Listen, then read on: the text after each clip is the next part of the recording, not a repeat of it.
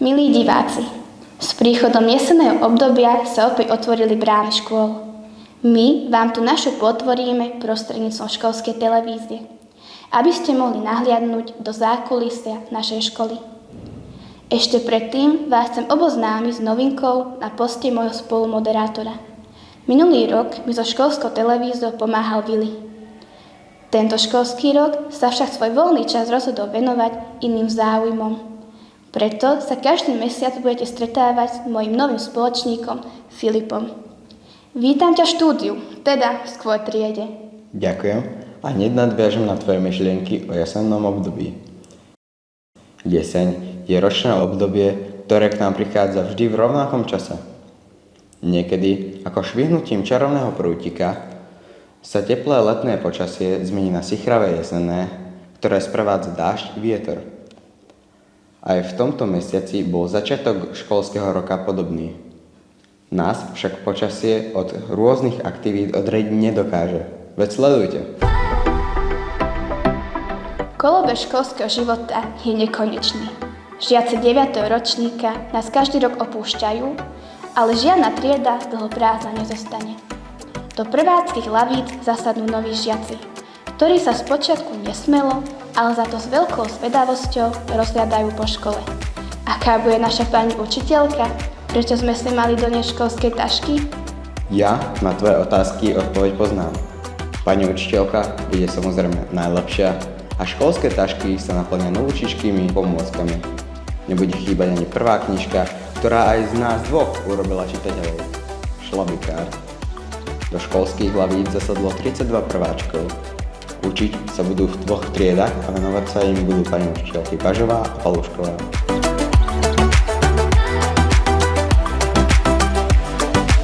Ešte sme sa v škole ani poriadne neohriali a horúco teda bolo. Keď nás čakal športový deň, bežecké preteky, organizované na otvorenie nesvadských dní. Mnohí z nás dúfali, že tento rok to príde, tento rok preteky určite vyhrajú. Viacerým sa ich sen splnil. Galéria našich víťazov už ďalšie slová nepotrebuje.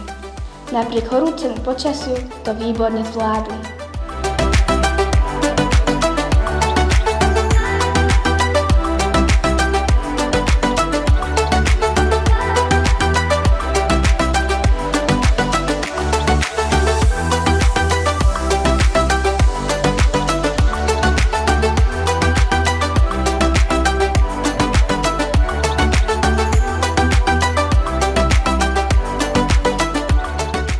Prvý školský týždeň nás prekvapili rozpálené triedy aj učebne.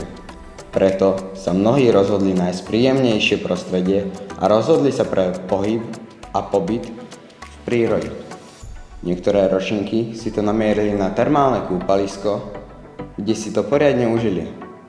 Niektoré si vybrali inú aktivitu, piknik pri rybníku.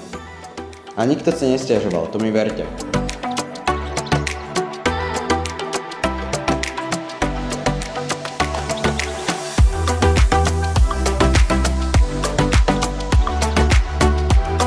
Miestny odbor Matice slovenskej v Nesvadoch sa rozhodol zachovať pamiatku a odkaz významných osobností našej národnej histórie pre budúcu generáciu.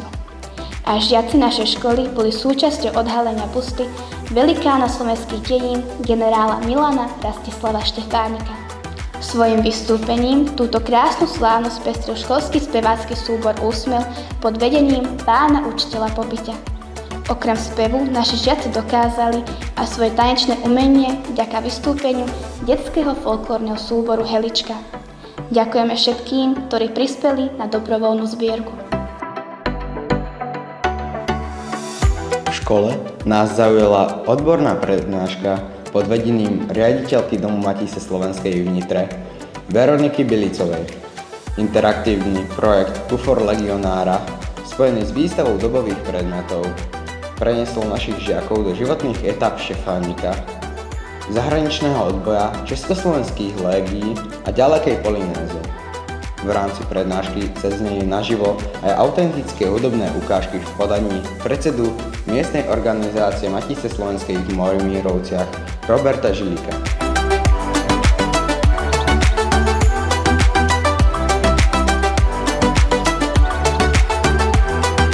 11. september nás privítal krásnym až letným počasím. Naši štvrtáci využili posledné teplé slnečné lúče a zúčastnili sa prírodovednej exkurzie. Navštívili motýliu záhradu vo Vočkovciach. Bol to deň, keď motýlia záhrada poslednýkrát privítala svojich návštevníkov. Deti mali možnosť sledovať tie najkrajšie a najväčšie motýle v krásnom prostredí plnom rozkvitnutých kvetov, malebného jazierka, romantických zákutí. Najväčšia radosť bola, keď si motýl namiesto kvetu alebo sladkého ovocia sadol na niektorého z nich.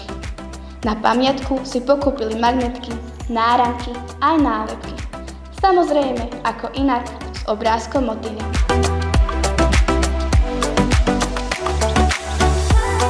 September sa už tradične spája s bielou pastelkou. Biela pastelka patrí medzi 10 najväčších zbierok na Slovensku. Vďaka našej pomoci zlepšuje životy tých, ktorí sa ocitli v neľahkej životnej situácii.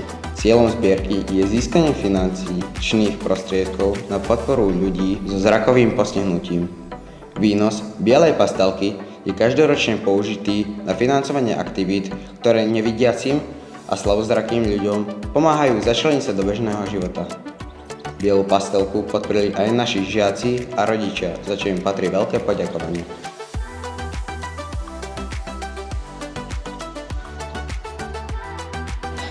Poďakovanie patrí aj rodičovskému združeniu pri našej základnej škole, ktoré sa snaží zútulniť a zatraktívniť školské priestory.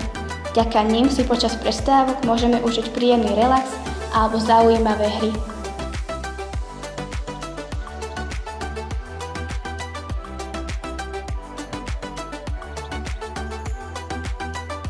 Poďakovanie patrí v neposlednej rade aj vám, milí diváci, že ste si zapli vysielanie školskej televízie. Urobte tak aj na budúce. Dovidenia o mesiac.